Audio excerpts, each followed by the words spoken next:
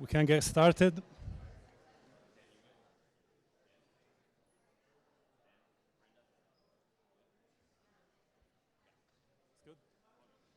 Okay, great. Let's get started. So it is my greatest pleasure to welcome you all here today for the first lecture of, Introduction to Computing and Programming, also known as CS50 or, CP CS100 officially here at Yale. We couldn't be more excited to welcome you all here. My name is Patrick Rabeschini. I'm the head instructor for the class. I am here representing a group of about 60 staff members who will work with you throughout the semester. This number is almost 60 of us, yet alone the extraordinary level of commitments that we put into this class makes CS50 the class at Yale University that offers the greatest level of support to all of you. And we couldn't be more proud of offering this class here again. In fact, as you will soon experience, CS50 is much more than a class.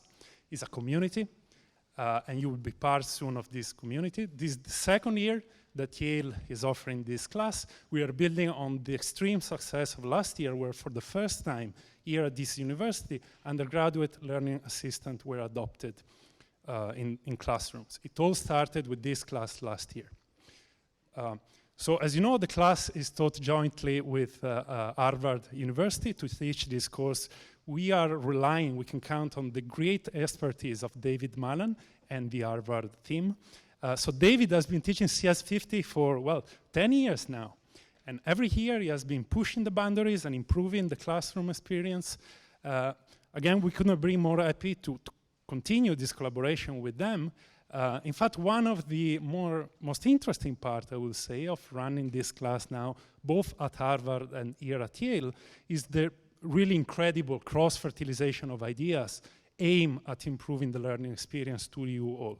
So as a result of this extensive collaboration between the two universities, CS50 is proud to announce the new version this year with noticeable changes. David will all tell us about them now. So please, this being said, please join me and to give a big round of applause to welcome David and the Harvard team here at Yale.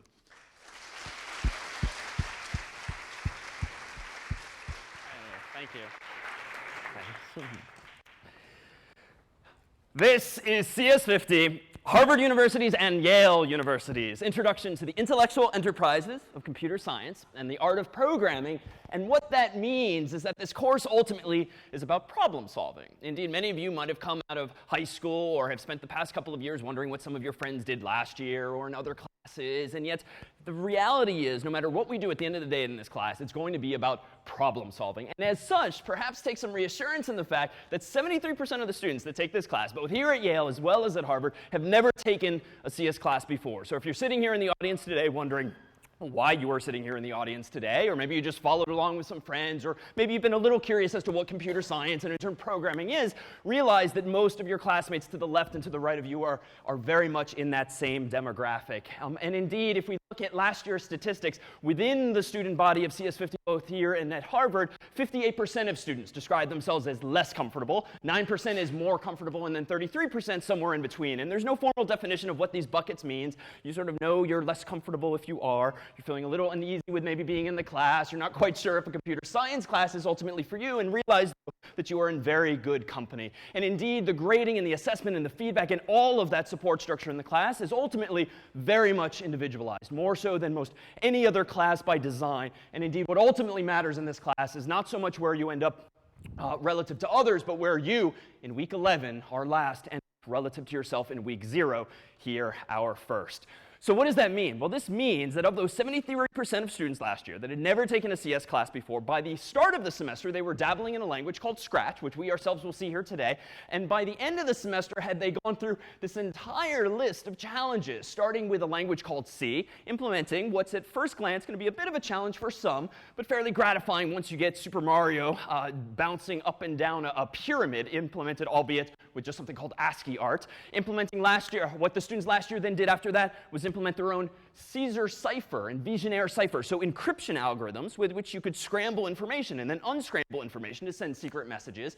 The game of 15, if you remember from childhood or some party favor, that little plastic game where you move the numbers up, down, left, and right to try to get them in order, actually implementing that game and solving the logic required there. And then we dabbled in forensics last year. So by mid-semester, students who had never used their keyboards for this purpose before were writing software to recover, so to speak, JPEGs or photographs that we had accidentally deleted from a digital memory card from a camera, recovering secret messages from inside of a bitmap image and other such types of graphics as well. We then transitioned to giving the whole class a dictionary, just a really big text file with 150,000 English words, and everyone was challenged to somehow read, so to speak, those words into memory, into the computer's memory, and then answer questions of the form, is this a word, is this a word, is this a word, really just implementing a spell checker, and then challenging each other with a big board, a leaderboard, to see who could use the least amount of memory and the least amount of time to actually spell check large documents. We transitioned from then to implementing one's own web server. So not making web pages in languages like HTML and CSS, if you're familiar, but actually implementing the server that listens on the internet for requests from browsers and then responding to those requests. Then implementing our own E-Trade-like website where students could buy and sell stocks, drawing in nearly real-time stock quotes from Yahoo Finance and allowing students to see how their portfolio develops. And then finally, a mashup of Google News and Google Maps, whereby students by term's end had the ability to click and round and search on a Google map and then see all of the news articles that are proximal to those particular areas. So truly going from 0 to 60, and along the way having what we had last year called hacker editions that raised the bar further for those of you who might very well have a good amount of experience, being in that 9% of more comfortable. So realize that there's a very high ceiling even within those challenges for students coming from a different background. Because at the end of the day, we're ultimately focused quite simply on this. But what does this mean, problem solving? So let's propose that we distill it like this. So problem solving is really just this kind of picture. So you've got inputs to some problem, something you actually want to solve. The goal is to get outputs, a solution to that problem. And then in the middle is what we'll call a black box. You don't necessarily know or even care what's inside that black box. All you know is that when you feed input into it, you hopefully get output or a solution from it. And while today we'll look both at inputs and outputs, we'll long-term and over the course of the whole semester focus on what's inside that box, and therein will lie something called algorithms, step-by-step instructions for actually solving some problems. But what's an example of some input? So maybe a simple thing at the start of every school year, someone might want to take attendance. So we might do 1, 2, 3, 4, 5, 6, and how might I keep track of that information? I might just go 1, 2, 3, 4, 5, 6, and just use sort of single digits, or I could actually, record this a little longer term. And how do I represent all the humans in this room? Well, I might do something like, okay, I see one person, all right, I see another person, a third person, and so forth. But no one counts people like this so literally. Most of us, if we're even going to draw anything at all, are probably going to go 1, 2, 3, 4, maybe get a little fancy, 5, 6, 7, 8, 9, 10, and so forth.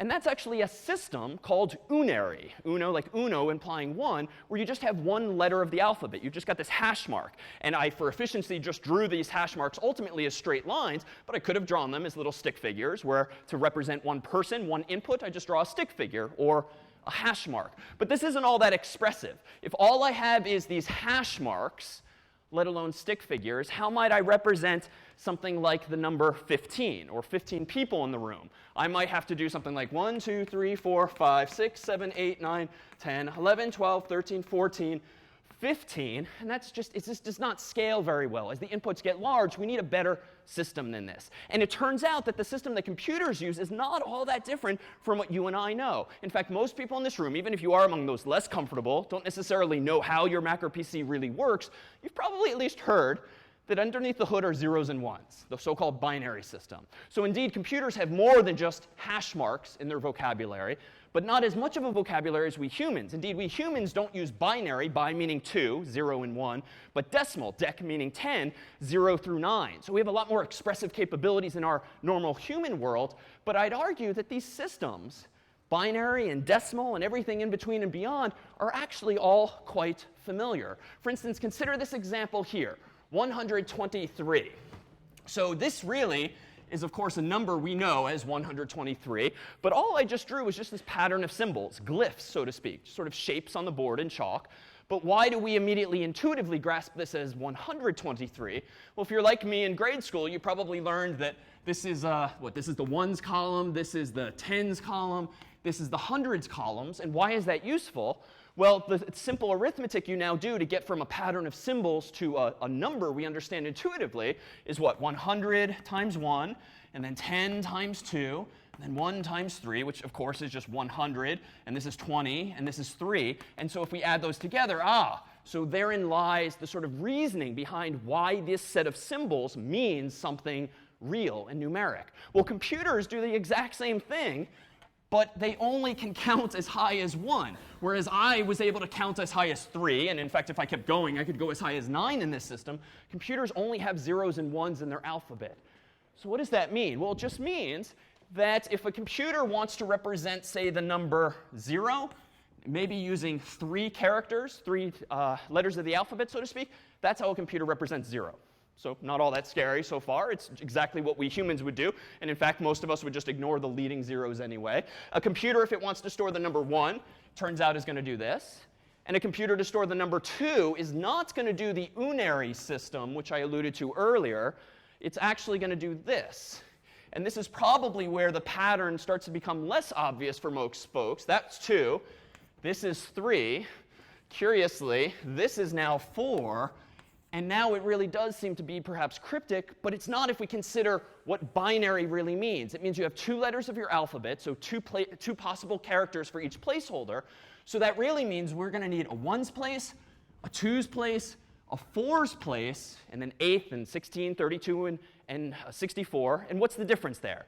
Like these are 1, 2, 4, 8, 16, 32, 64. And before we had 1, 10, 100, 1,000, 10,000.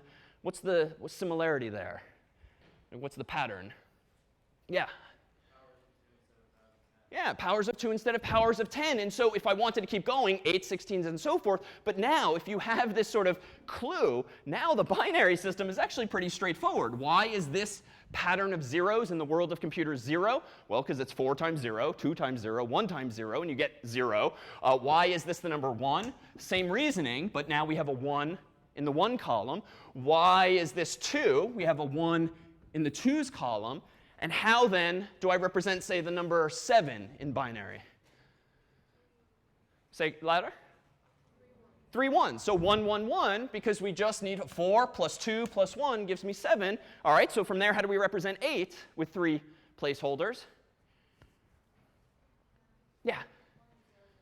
Yeah, 1, 0, 0, 0. And yet, maybe I kind of technically need to add another placeholder to the board. If I want to fit that, I indeed need to do something like this. So I actually need to use now the 8's column. And that's fine. But the curious thing in computing is that that's going to cost us something. You need more RAM in your computer now. You need more memory because you need something physical to store that additional bit, so to speak, binary digit. And indeed, all that's happened here, like the decimal system, if we keep adding numbers up and up and up, we go to 5 to 6 to 7 to 8, it's like carrying the 1, literally. And then everything else goes back down to 0.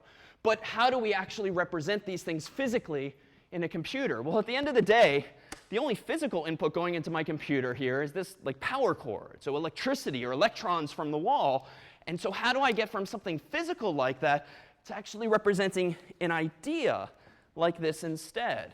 Well, what could we do? We could consider that, all right, maybe if electricity is flowing, I could store it and hold on to it. And if I'm holding on to some electricity, that's just going to arbitrarily represent a 1. And if I pull the plug and there's nothing there, that's just going to arbitrarily represent a 0. So if something's there, 1. If nothing's there, 0. Or you can make this a little more visual. Here is a 0. There's nothing interesting going on about the back of my phone. But if I allow a little bit of electricity to flow, even though it's a little bright in here, my flashlight went on. So I'm storing a charge, and ergo, this phone now represents a 1.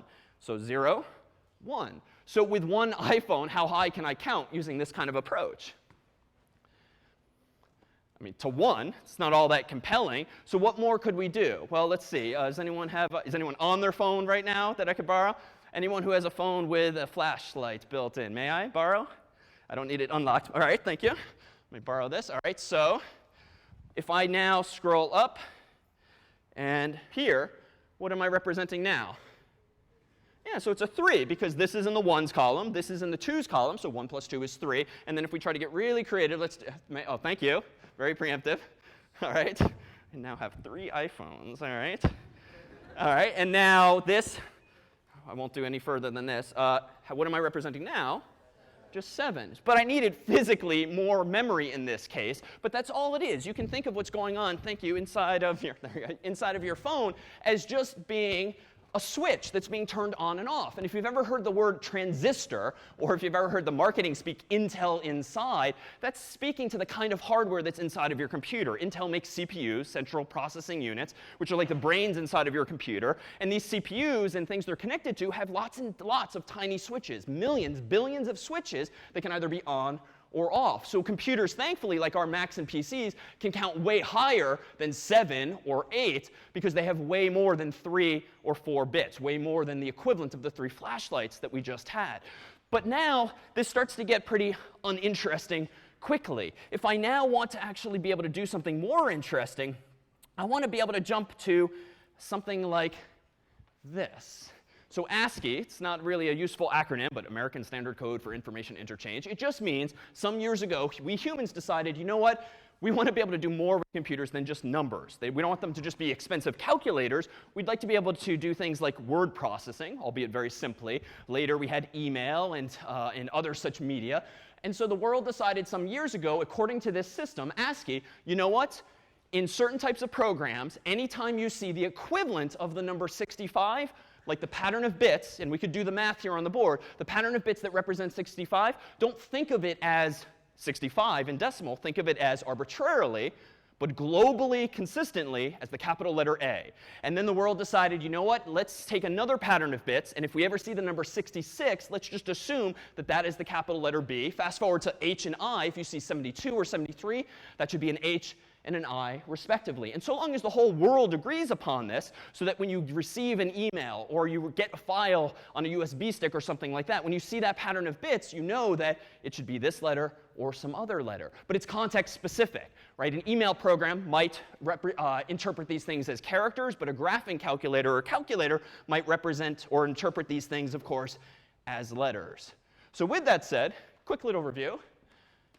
This is maybe a 3-character email that's been sent to me. Underneath the hood, it's all in 0s and 1s, but we don't care. We're going to start to abstract above the 0s and 1s to letters. And if I see a pattern of 0s and 1s that really represents 72, hint, hint, 73, and then 33, what's the message?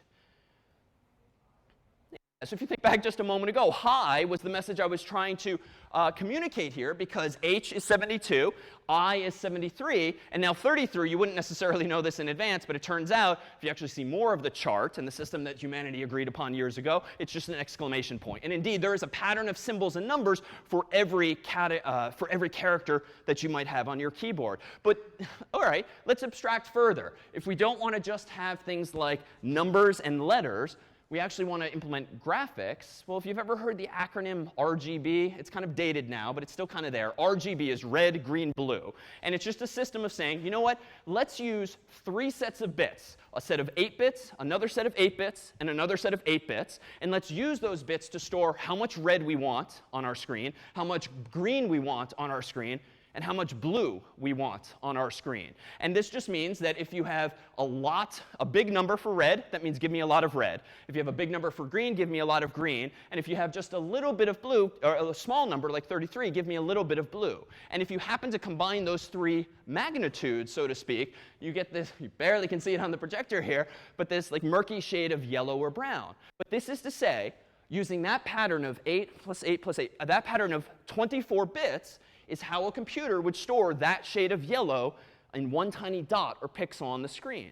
So we've gone from 0s and 1s to decimal numbers to letters of the alphabet, or more interestingly, colored dots. Well, what, of course, then comes next? Well, what is an image that you see on Facebook or get in an email or the like? Like, what is the definition technically of an image? Yeah? What is an image composed of, if you look really close at your screen?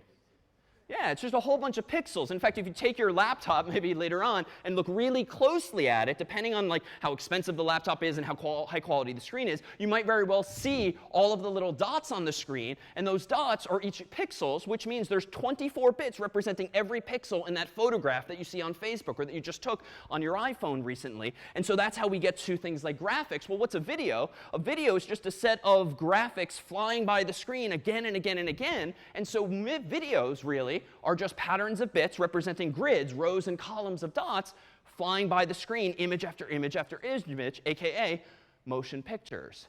So that's it for inputs and outputs. All we have now is an assumption that, you know what, if we want a computer to represent information, we have a system for doing it. We can do it with zeros and ones at the end of the day, but we can abstract, so to speak, on top of that so as to represent more interesting things. And here on out in CS50 and in computer science more generally, we now stand on the shoulders of all the people who came before us who figured that out, and now just assume that computers can represent inputs and outputs. But now let's actually do something with them. So an algorithm is just a set of instructions, step by step, for solving some problem. And what might one such problem be?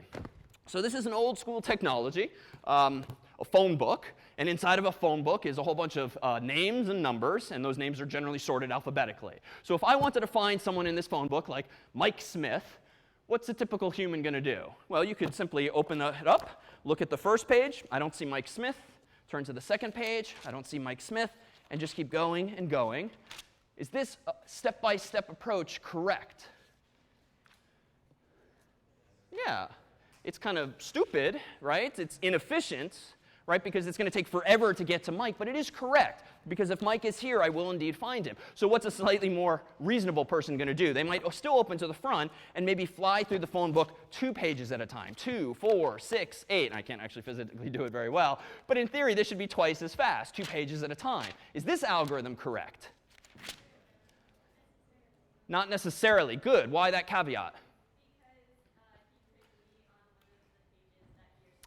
Yeah, so even if I get closer and closer, what if he's just accidentally, by bad luck, sandwiched between the 2 pages that I'm flying over? So we need, oops, or on that page. So we need a fix for this. We actually need to then say, wait a minute, maybe if we go too far, maybe if we hit the T section for T coming after Smith, then we should at least double back at least 1 page. So fixable, but there is a conditional issue there. So it's twice as fast, but you might have to double back just a little bit. But no one in this room, even if you don't really use phone books anymore, is going to start at the beginning. What are you going to do looking for Mike Smith? You're going to go roughly to the S's, or if you don't really have the cheat sheet on the paper, you're going to go at least roughly to the middle, certainly not to the front of the book. You're going to look down, and mathematically, you're probably going to see the M section, which is roughly in the middle. And then you're going to realize what is true. Where is Mike? Yeah, so he's over on this side. And so what can you do? Well, both figuratively and literally, can you tear the problem in half once and then know that you can throw this half of the problem away, and now we're left with fundamentally the same problem, but it's half as big.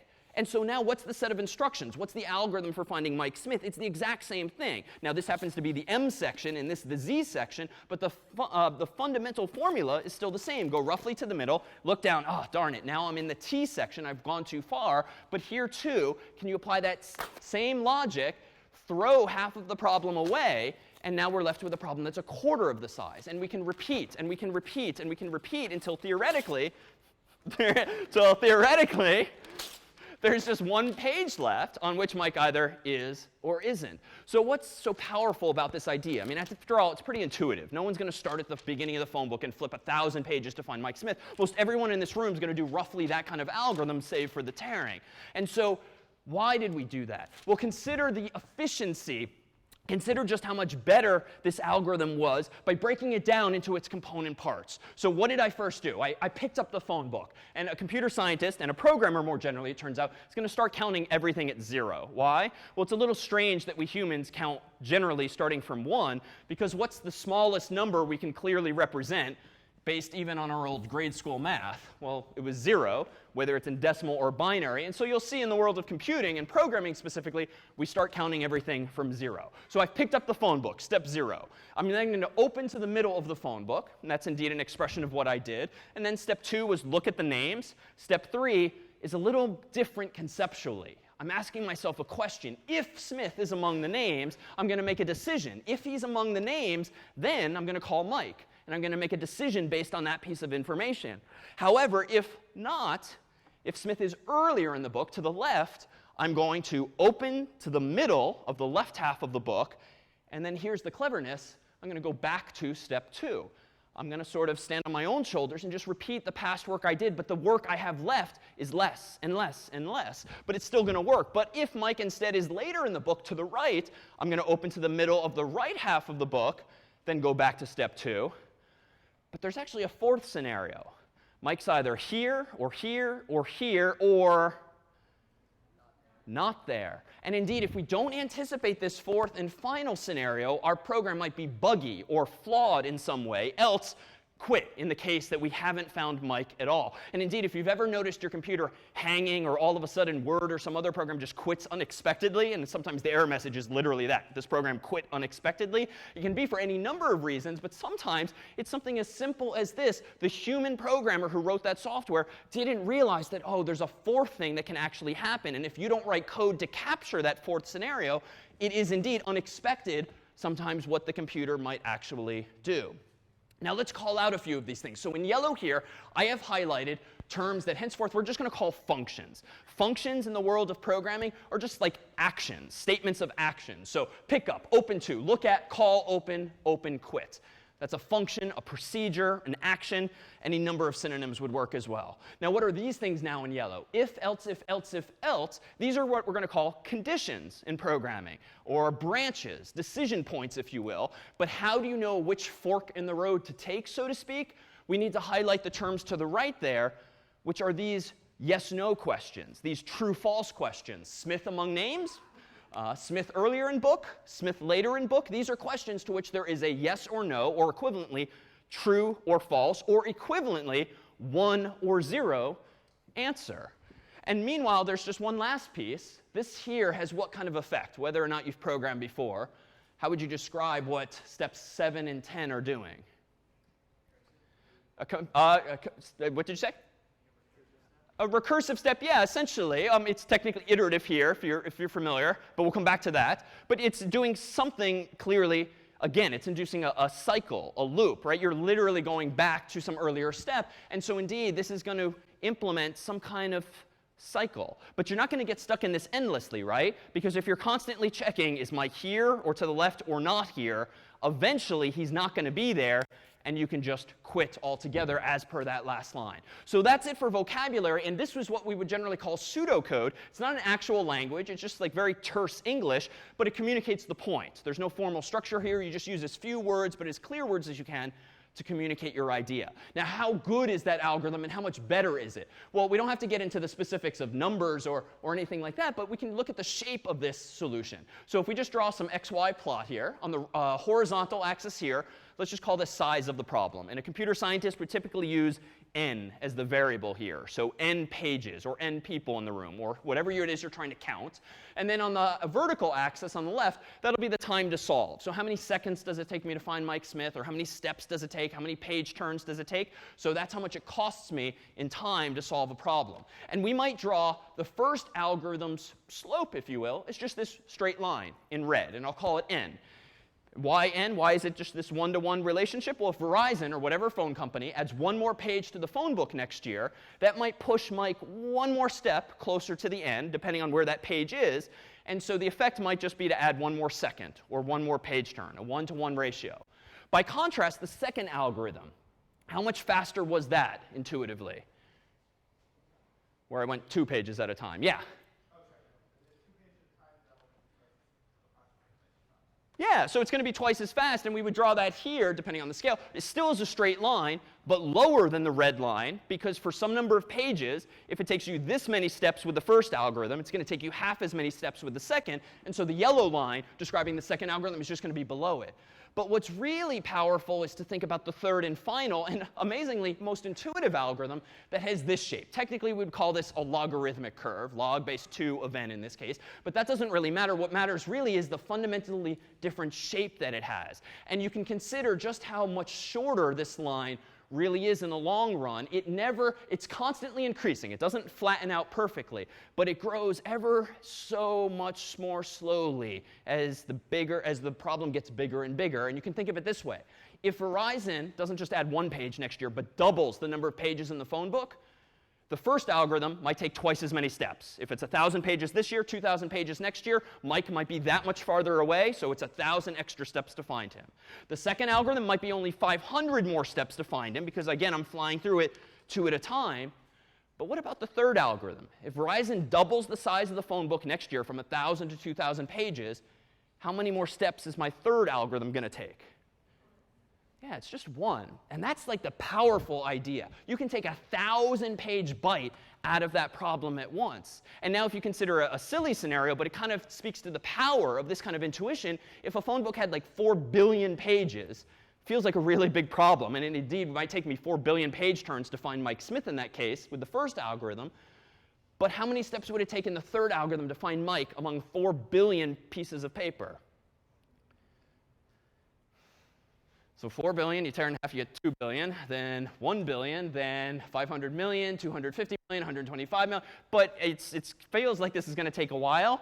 I might need 32 fingers to count up that high, but it is indeed as few as 32 page tears. You can go from 4 billion to 1 page, dividing the original number of pages in half 32 times until you're left with just that single page.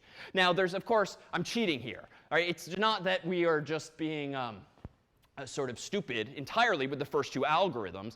I am cheating in some sense, or really, I'm leveraging an assumption. What was true about the phone book in its original form that allowed me to even use that third algorithm? Yeah.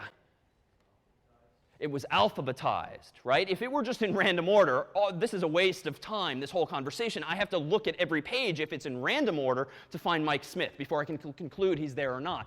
And so the corner we've cut is that I have assumed that someone else, in this case, did the work for me. And so that ultimately invites the question, well, wait a minute, how do you sort 1,000 pages of names and numbers? That's actually a different problem, something we'll come back to in the future. But when you think about websites like Facebook and Google for Gmail and things like Google's own search indexes, when you have millions or billions of pieces of data being stored these days, searching and not to mention sorting those problems is ultimately a challenge unto itself. And indeed, this then is just one of those challenges that we'll be looking at. So now let's take a moment and take a look at CS50 itself and give you a sense of what's in store this semester. Indeed, if you haven't already, do take a look at this URL. And as Patrick alluded to, this year we're making a significant investment all the more in the course's support structure in terms of the TAs and the CAs, office hours, sections availability, and digital materials online as well. Indeed, in terms of the course's lecture, we're here today, and the expectations this year officially of the course are attend to today,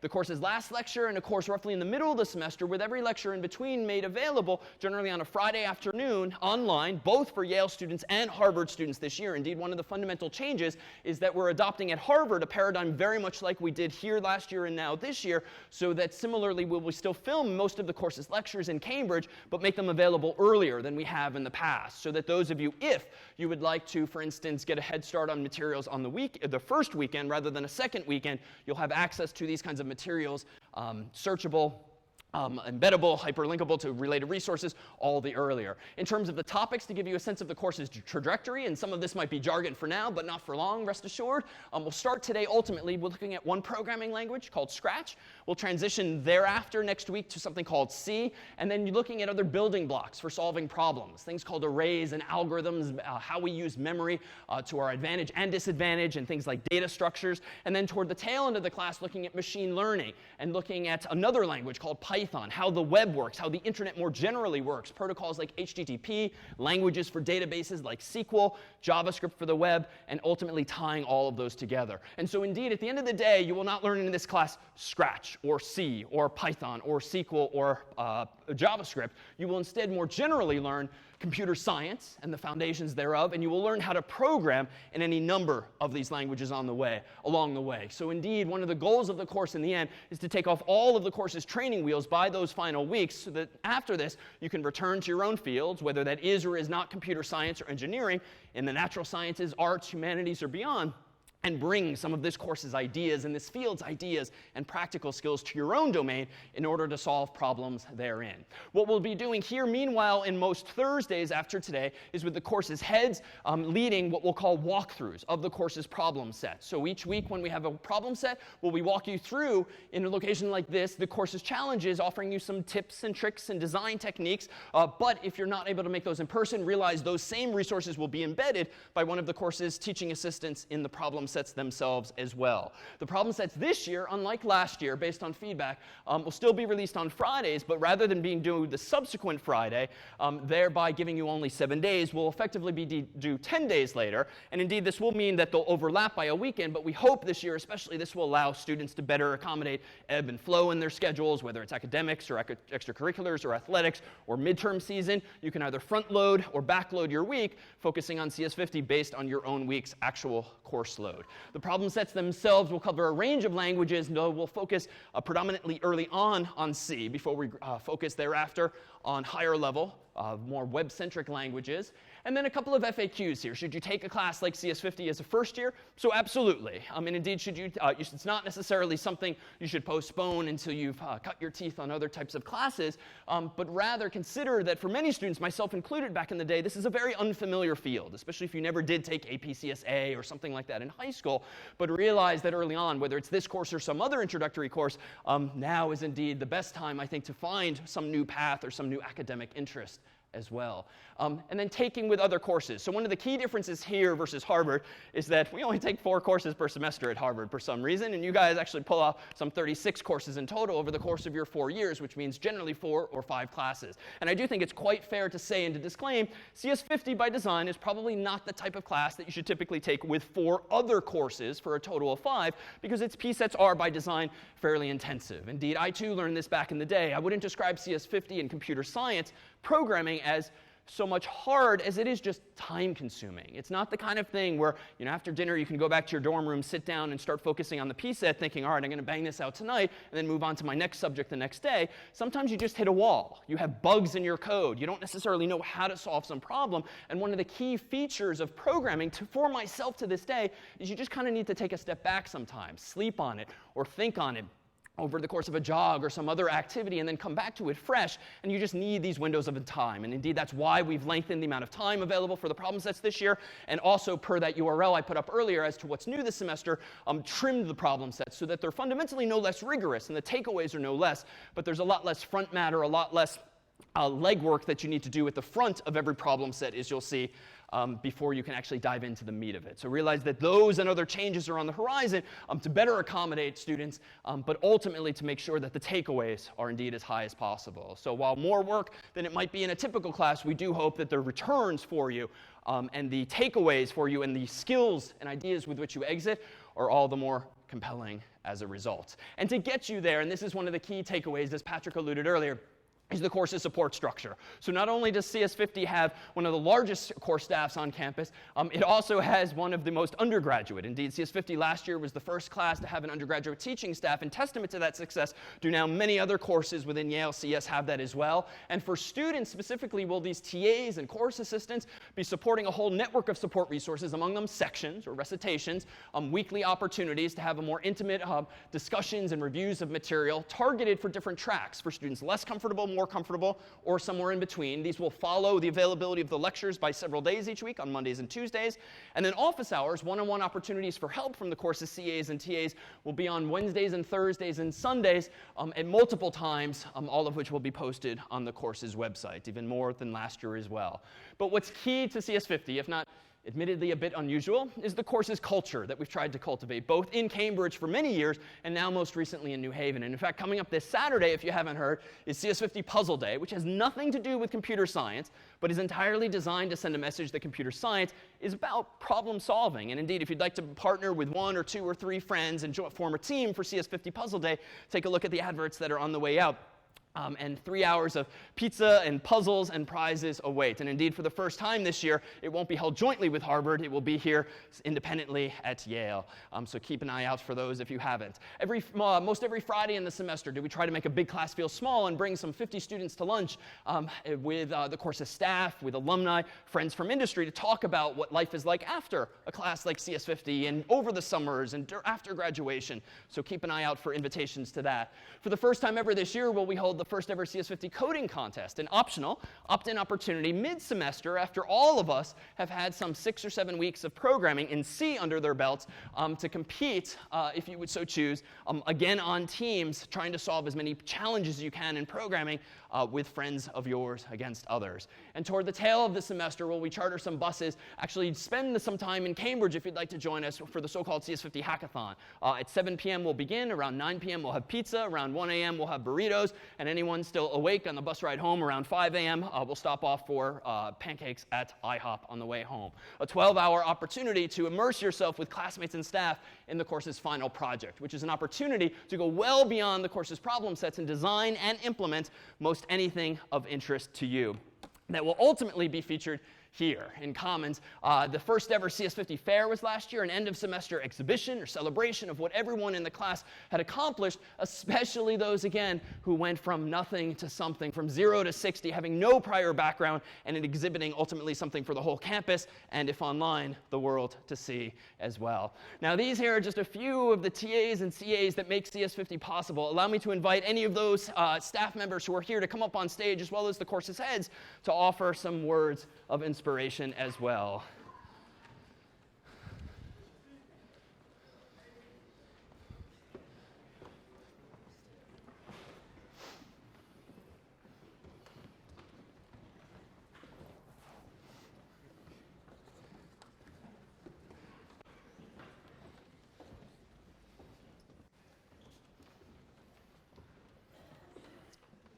Hi guys, can you guys hear me? Thanks for joining us on this lovely, rainy Thursday afternoon.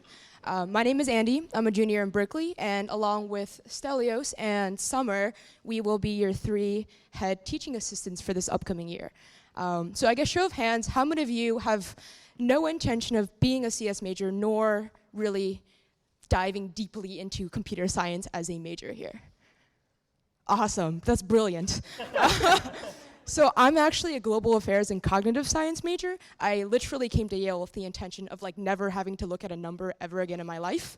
You know, when I came to Yale, this was something that was never on my radar. I wanted to learn about poetry. I wanted to learn about international affairs. I wanted to learn about watercolor drawings. Yes, we offer a class on watercolor drawings. But I never really was interested in anything STEM related. But then the older I got, the more I realized that every field really, in some sense, employs computer science, or if not computer science, computation. In fact, for my global affairs capstone project, we're using data analytics to analyze terrorist attacks for Boko Haram in Nigeria. And so, as you can see, regardless of what major you end up pursuing or what your interests here at Yale are, programming and the foundations of whatever skills are super useful. And CS50 really is well equipped to kind of lend a lot of its resources to you, regardless of how comfortable you are or how interested you are in pursuing the class. Summer's going to talk a little bit about what you guys are going to learn about this year. Hi everyone, I'm Summer Wu. I'm a junior in Morse, and I actually started out as a CS50 student myself. So 3 years ago, I was on a gap year. I'd never taken a CS class in high school, but I thought that in my free time it'd be cool to learn how to code. So I did a quick Google search, looked for what was available online, and saw this video with Muppets and DJs and cool websites. Was like, I want to learn how to do that. So I took the course, and I just fell in love with it. But I remember being so jealous of the kids who could attend the hackathon, attend puzzle day, attend office hours, get help from TAs in person. And so I never imagined that I'd get the chance to be here involved in the course that first got me interested in computer science and is the reason why I'm a computer science major today. So I'll warn you, this class is going to stretch you. It's going to challenge you, but it's also going to teach you how to do things that you never imagined you could. Awesome. Hi, everyone. My name is Stelios. I am a junior in Brantford College and a CS major. I'm also from Athens, Greece. I'm really looking forward to meeting all of you, chatting with you at section, at office hours, at Friday lunches. I'm really excited because we've put so much effort into creating a unique support structure for all of you to make your experience with the course the best possible. I hope that although most of you have probably not taken a CS course before, I hope that CS50 for you is what sparks interest to further pursue computer science in the future, as it has done so with so many people in the past. So thank you for being here. Excited to see you. Jason Hirschhorn. Hi, everybody. My name is Jason Hirschhorn. I live in Silliman, and I went to Harvard as an undergrad and majored in social studies and minored in computer science. And one of my principal roles here is to support this wonderful staff as they support you all. In fact, this is not all of them. There are 55 undergraduates and graduates here to support you all. And I dare say one of the best parts of the course for you all is getting to work with them, getting to know them, getting to see them both in CS50 and outside of CS50 this semester and for many semesters to come. So hopefully you'll take the course, because hopefully you get to interact with the wonderful staff we have on stage. Well, let me finish by saying it will be fun. Well, thanks to our whole team. Allow me to dim the lights and allow some more of our team, both from Cambridge and New Haven, to say hello as these guys file off. And after that, we transition to the first of our programming engagements with this language called Scratch. So thanks to the team. Let's dim the lights and hear from a few others.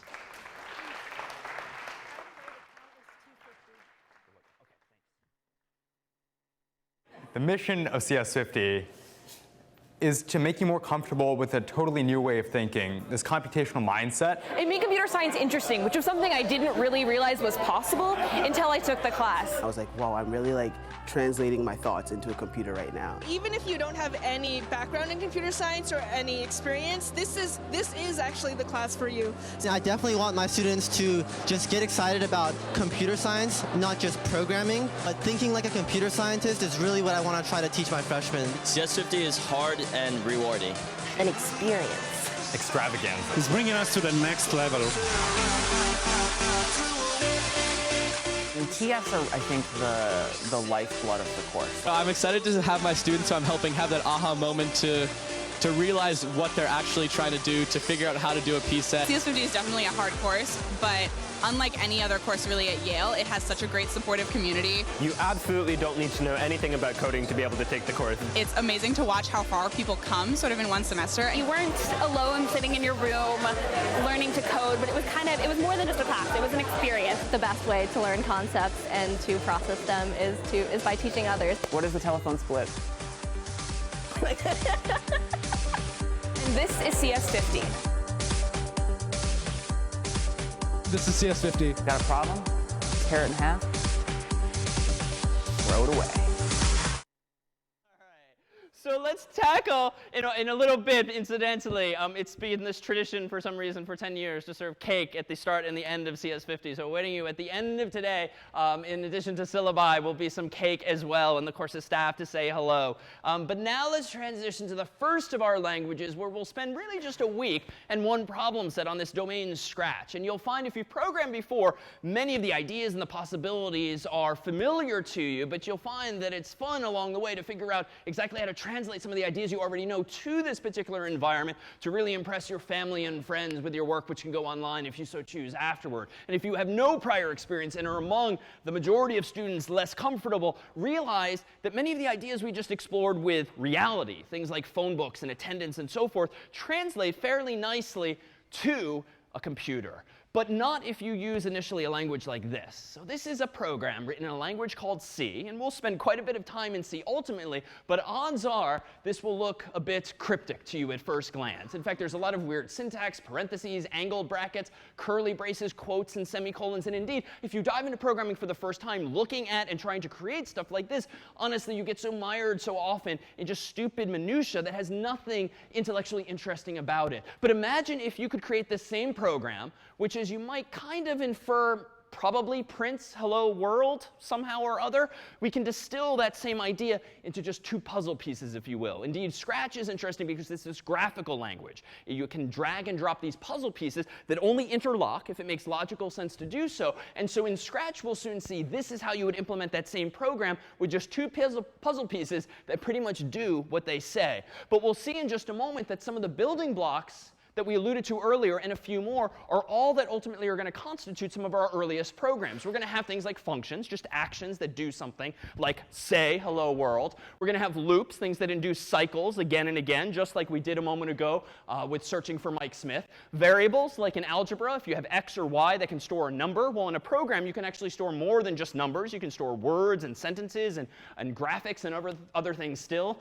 Boolean expressions, just questions, yes or no, true or false. Conditions, making decisions based on those yes-no answers. And then fancier things like arrays and threads and events and any number of other features, but all of which map very nicely to very friendly blocks like this. This is going to be a function, a purple puzzle piece that just says what its name is, in this case, say, and then often there's a white box that you can type in or drag some value into, and that's what's generally called an argument or a parameter. It's a way of altering the default behavior of a puzzle piece or a function so that it does something custom for you, like saying hello world, or hello Andy, or hello Jason, or some other sentence instead. If you want to say that a lot, literally forever, you can take another puzzle piece called forever and just sandwich the two together like this. And that loop, as the picture suggests, means just say hello world forever, again and again and again. Or if you only want to do it a finite number of times, like 50 times, there's going to be another puzzle piece for that. Repeat 50 times. Meanwhile, if you want to have a variable in this language we're about to play with, you can use an orange block like this. And this variable I arbitrarily called I for integer, and I just set it equal to 0. And so maybe I, in this case, this variable, represents like someone's score in a game. You start at 0, and every time you make a goal or something like that, you get 1 additional point. You can ask questions in Scratch. If we drag and drop puzzle pieces in a moment like this, you can ask questions like, well, is I less than 50? Maybe you need 50 points to win, and so this would be the question you'd ask. Or more generally, you could say, is x less than y, where there's two variables involved. Now, this one is a lot bigger at first glance, but really not all that more complex. This is just a combination of conditions and variables and Boolean expressions to ask 3 questions. Is x less than y? If so, say x is less than y. Else if x is greater than y, else x must be equal to y. And whereas with Mike Smith there were 4 scenarios, here in the world of numbers, x is either less than, greater than, or equal to, all we have are 3 forks in the road.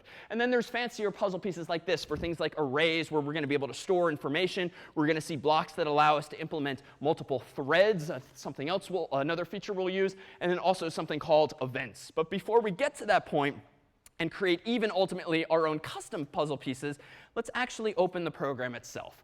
So this is Scratch. It's available at scratch.mit.edu, and you're welcome to play now or later as well. And this happens to be the offline version for people who don't necessarily have great internet. You can download the same software as well. And there's really only 3 components to this software. On the top left-hand corner of the screen is the sort of stage that Scratch, who by default looks like a cat, lives inside. He can move up, down, left, and right and do any number of other things and can look any number of ways based on the costumes that you assign to him. But this is what we'll call a sprite, a sort of character, and you can have multiple characters, as we'll soon see. In the middle now are all of these puzzle pieces and these categories or palettes thereof. So right now I clicked on motion, and so I'm seeing all of the motion-related puzzle pieces or blocks, so functions that have to do with going up, down, left, or right, or some other operation. But if I clicked on looks, you could see things like the say block that we saw just a moment ago. And if I click on control, you'll see things like the repeat and the forever and the if block that we saw a moment ago. And so you'll find that we'll just scratch the surface of some of the puzzle pieces together, but it's all fairly intuitive and point and click. Indeed, Scratch was designed for younger students to help give them an outlet for creative thinking, and yet wonderfully, it's a wonderful stepping stone to exactly the ideas we're going to explore in C and Python and JavaScript as well. On the right-hand side, finally here, is this, the so-called scripts area. And this is just the blank slate with which you begin to write a program. And I'll do exactly that. Now, I happen to know where things are because I've done this a few times, but I know that under the events category, there's this block here, when green flag clicked. And notice, if I zoom out and back in over here on the stage, Scratch lives within this little rectangular world, atop which is a green flag and a red stop sign. So go and stop, respectively. And so what do I want to do when that green flag is clicked? Well, let me go to that looks category, and let me go ahead and drag and drop this. And notice, as soon as it gets close, they're sort of magnetic. So if I now let go, it snaps together nice and cleanly. And I'm going to go ahead and say something like hello world for 2 seconds. Let me zoom out and click now the green flag and say hello world. All right, so that's all fine and good. Not all that exciting. Let's make it a little cuter. And I know that in advance, Scratch happens to come with some cute things like this. So play sound meow until done. So let's do this.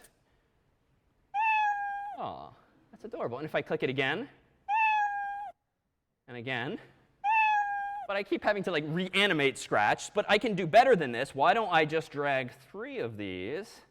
And now it's 3 times as adorable. OK, actually, it's a little creepy. So we need something in between there. If I go to Control, it looks like there's actually a wait block. And so notice if I hover over there, and let me make this a little bigger. If I hover, it's going to snap into place. So wait 1 second, wait 1 second. Let's hit green flag again.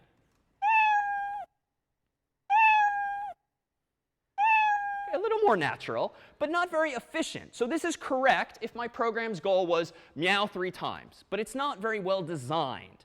I kind of cut some corners. I got a little lazy. What feels like what do I seem to have done poorly, would you say? Yeah. Oh, yeah, in the middle.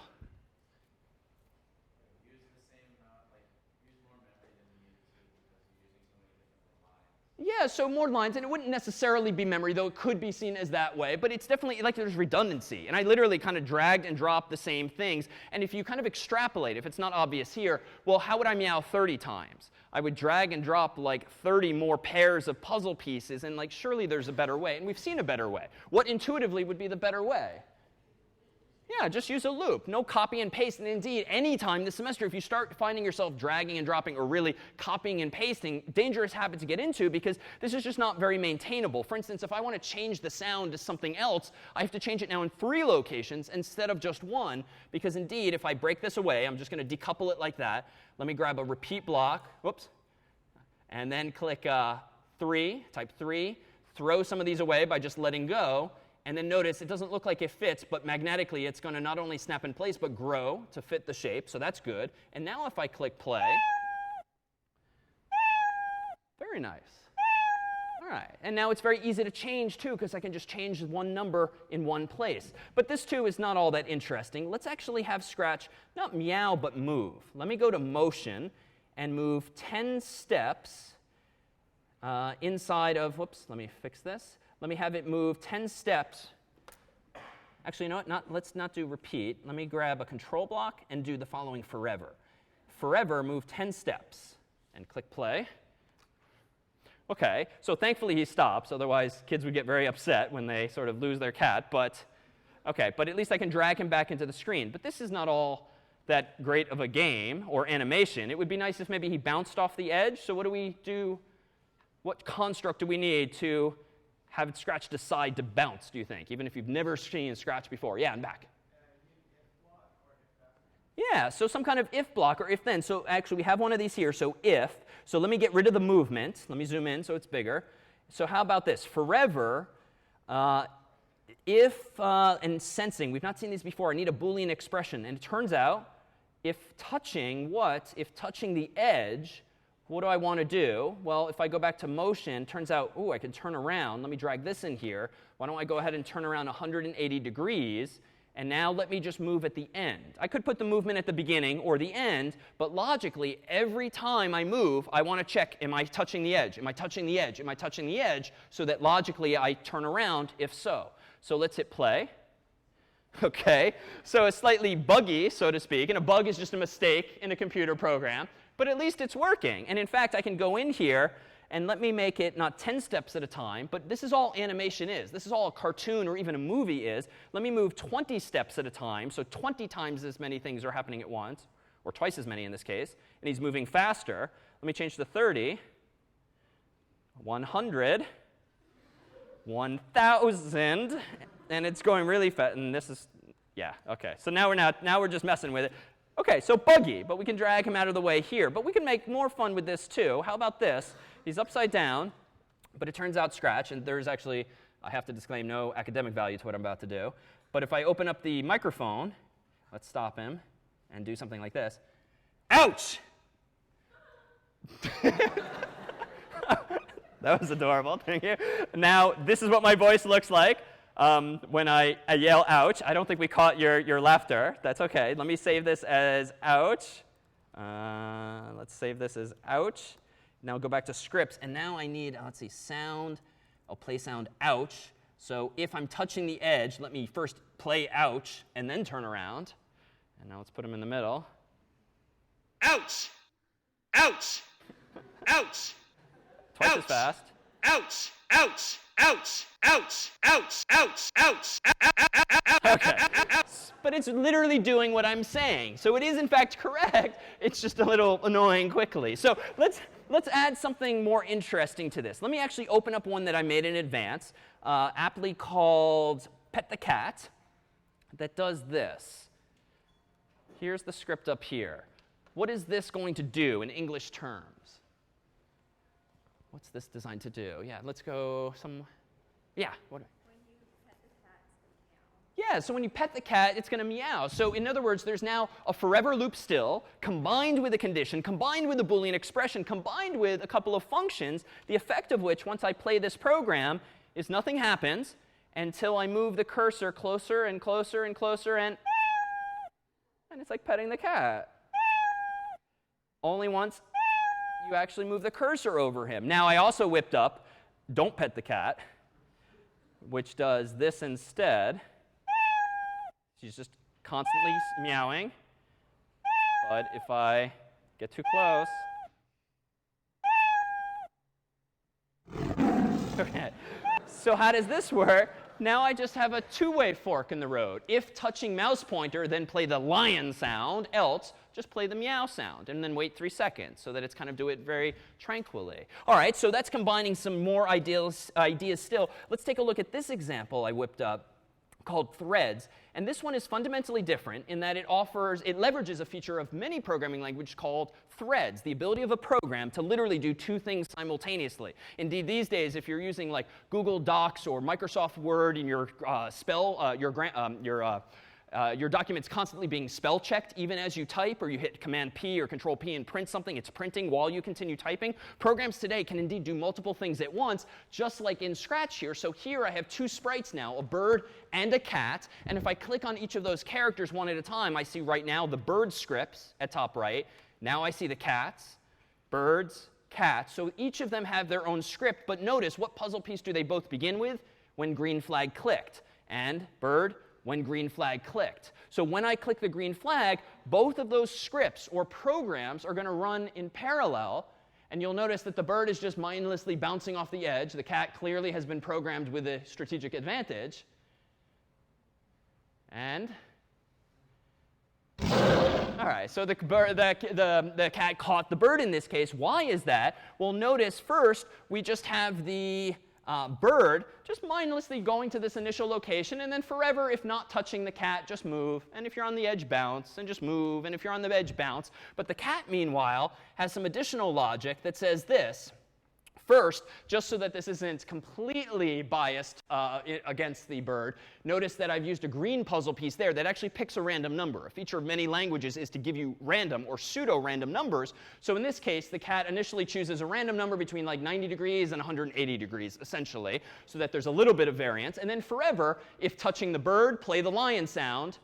Otherwise, just point toward the bird, point toward the bird, point toward the bird, which is a puzzle piece unto itself in this case. Well, we can do one other thing here. Let me open up events the events program here. And here we again have two sprites, which look like these two puppets here.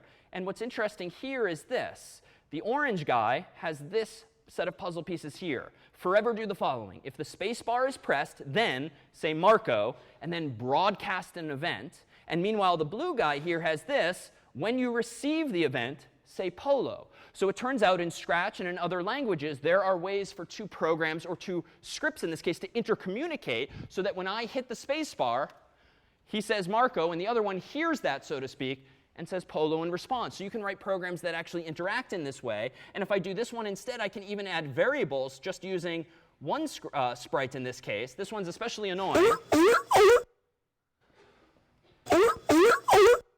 Now notice on the right, I've got some additional logic over here. How do I stop this seal from barking?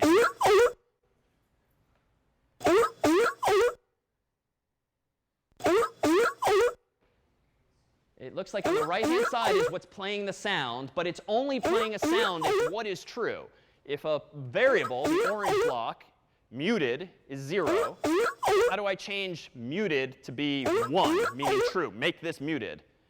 Apparently, with the other script, I can hit the space bar, and now he stops. So we can have this intercommunication across scripts as well by just sharing a variable across the two like this. Now, this isn't all that interesting. Let's go ahead and do this and combine a lot of these ideas with this program here.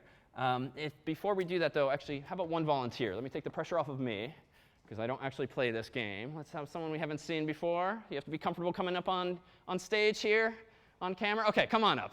Very brave. What's your name? Idris. Sorry? Idris. Nice to meet you. Come on up. And now, on your own mobile phone, do you play Pokemon Go? No. Really? Yeah, OK. All right. Well, nice to meet you. Come on over.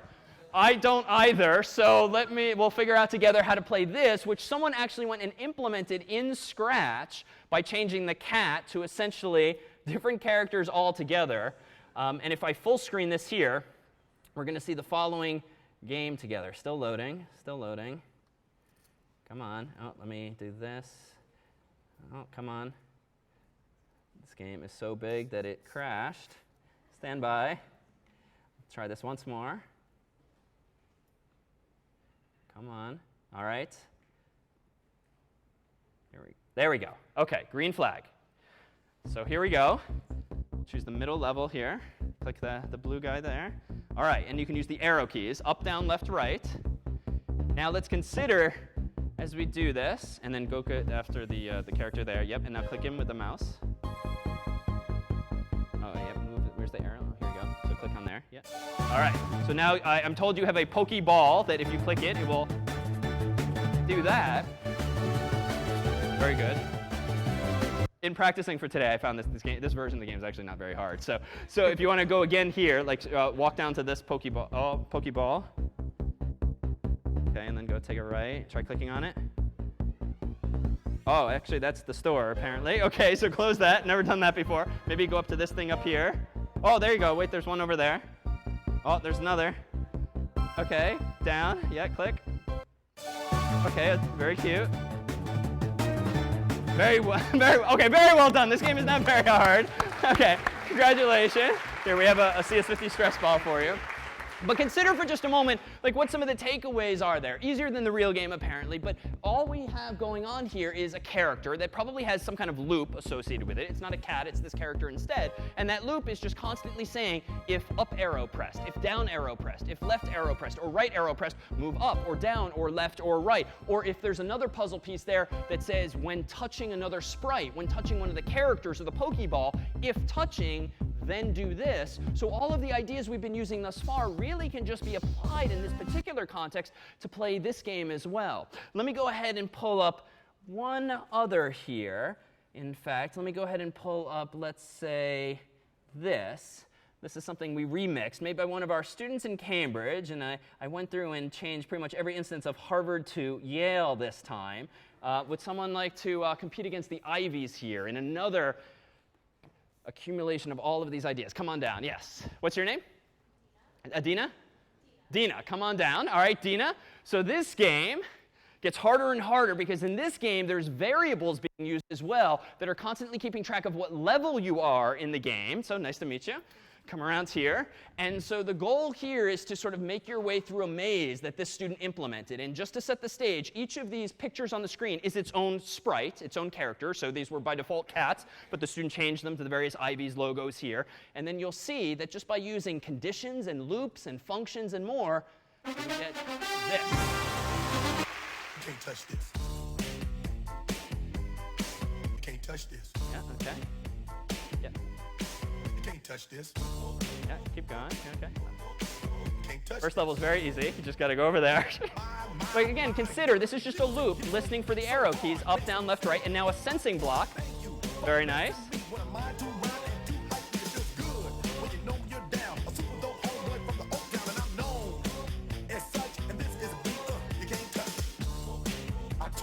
Very nice. You can't touch this. Yeah, that's how we living, and you know you can't touch this. Look in my eyes, man, you can't touch this.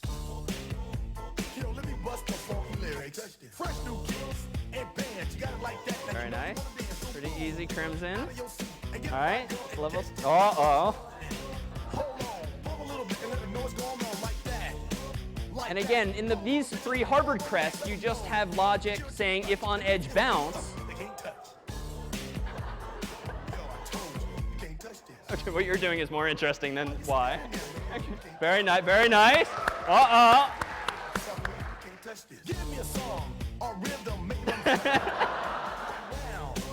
I think you have to sacrifice yourself.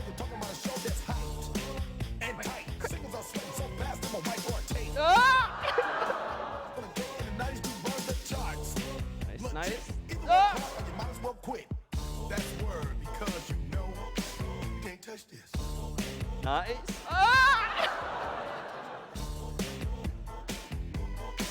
Break it down. It's okay, you get it. Yes, yes. Very nice.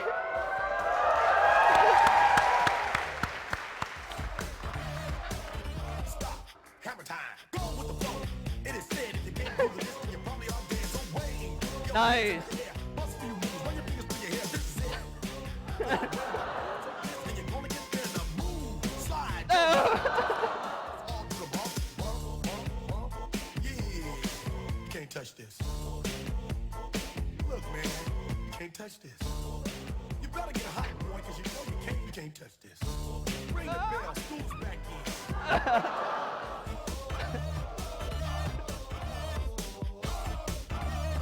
in. Got it. Come on.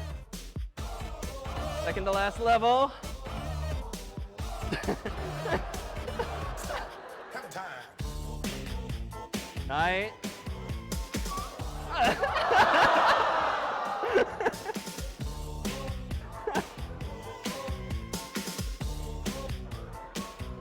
Yes. Can't touch Good use of variables here. Can't touch this. Yes.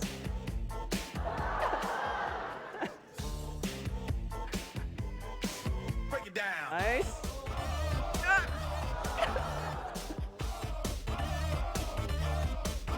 It's okay. We got to get to the end. There. Oh! Stop. Hammer time. Every time. Might run late today, but it's going to be worth it.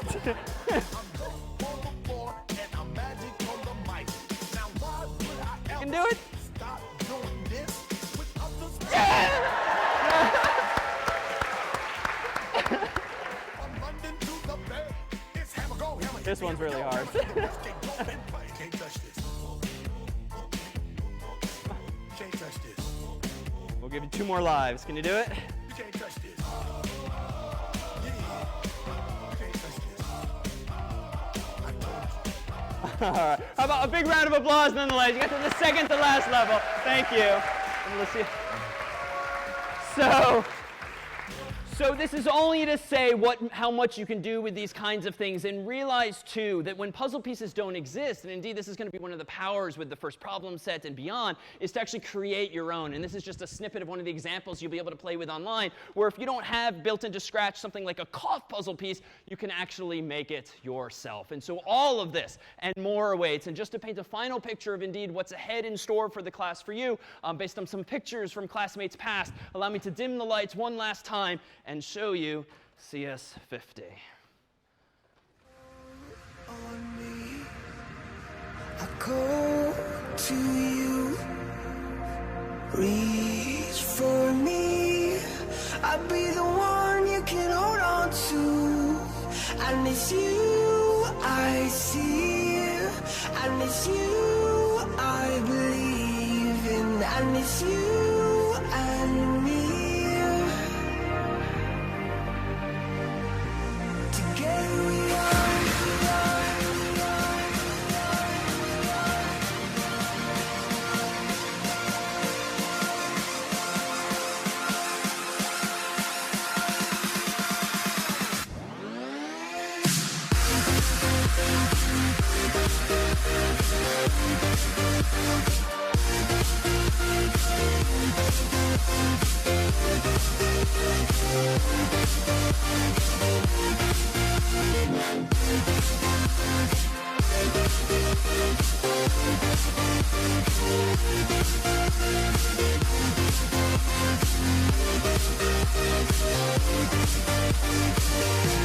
Together we are stronger, stronger. Together we are stronger, stronger. Together we are stronger, stronger. Together we are stronger, stronger.